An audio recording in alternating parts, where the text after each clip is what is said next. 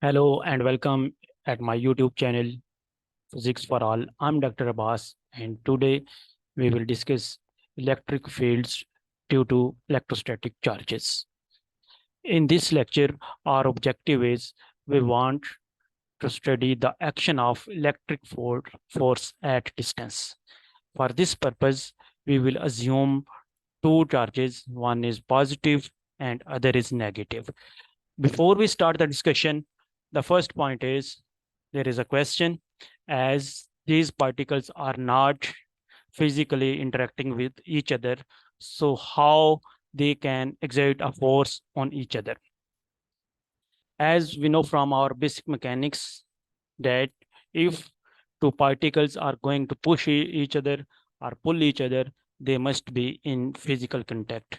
The example could be the snooker balls, but here we can see clearly there is a distance between both of these charges. So still they can attract or repel according to Coulomb's law. Then how does it is possible? To answer this question, we should know that all kinds of charges set some electric field in their surrounding. So when some test charge enters in the surrounding of these charges, this uh, test charge will experience some force. This is known as electric field. So there exist scalar quantities and vector quantities. The examples of scalar quantities include temperature, pressure field, and many others. And the vector fields, the vectors are those quantities which have the direction and the magnitude. So our electric field is a vector quantity as it consists of the distribution of different vectors. So in this lecture, our objective is how to define electric field at some point P that is at some distance from these charges. So to find this kind of electric field, we need to apply three basic steps. The first step is place a positive charge Q naught that is also known as test charge at that point P.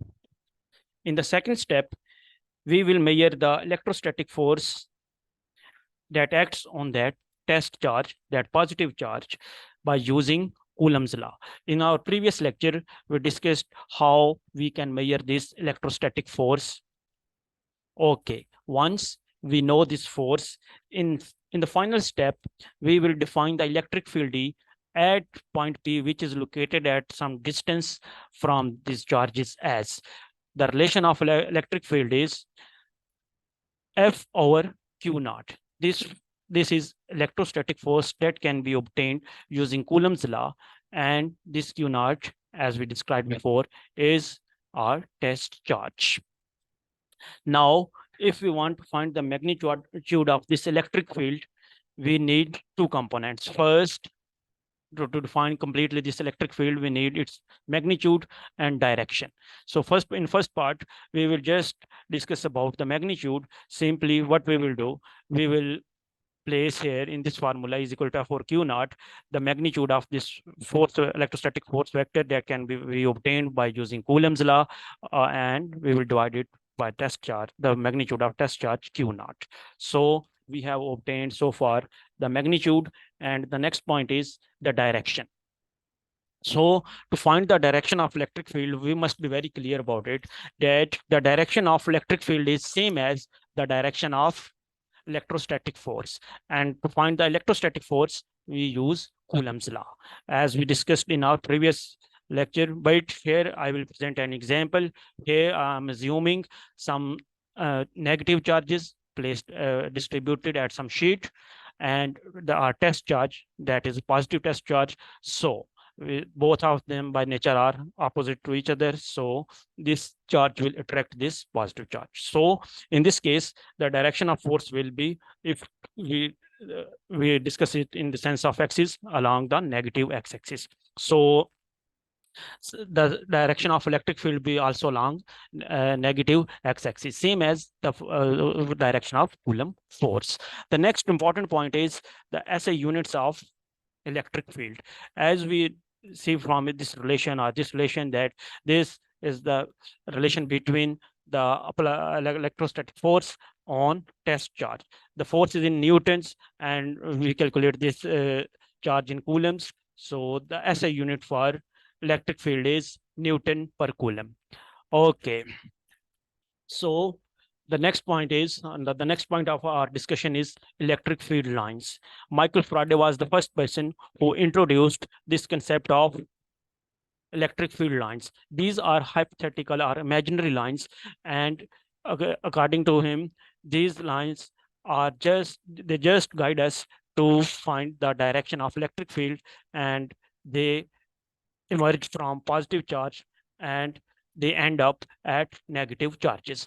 And these electric field lines actually indicate the intensity of electric field. If they at some point they are very closer to each other, it indicates we have higher electric field, and as they spread out from each other, it indicates the weaker electric field region.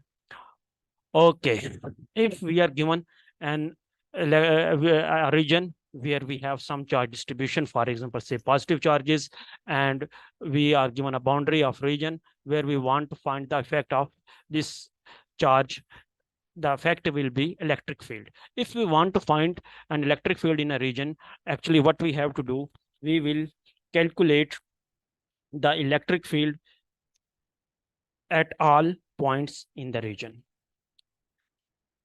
And dear students, the next point is, what is the relationship between electric field lines and electric field vector? Electric field vector is that particular quantity, and these are electric field lines. Can you answer it, please? If you know the answer, put your answer in the comments section. If no, let's see for the next lecture. Thank you very much. I hope this lecture was helpful for all of you.